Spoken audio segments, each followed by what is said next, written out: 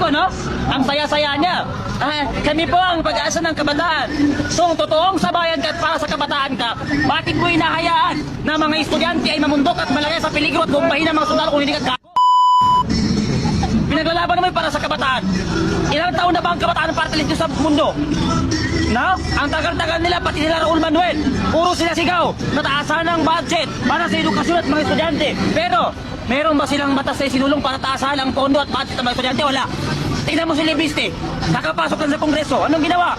Pera niya mismo pinamigay na sa mga estudyante para may allowance sa 1,000. Oh, ganun dapat, Renico. Ang ginagawa mo, harap-harap ang pagre-recruit mo sa mga university para bumakyat siya na kung saan-saan at mag-rally at para pabagsakin ng gobyerno. Pero etong mga gurang at tigulang na congressman, bakit hindi nila isuspinde etong babaeng kulot ang buhok na kulot na rin ng utak sa Kongreso na harap-harapan ang pag-recruit sa mga estudyante para mag-rebelde sa gobyerno at sa kanilang mga magulang?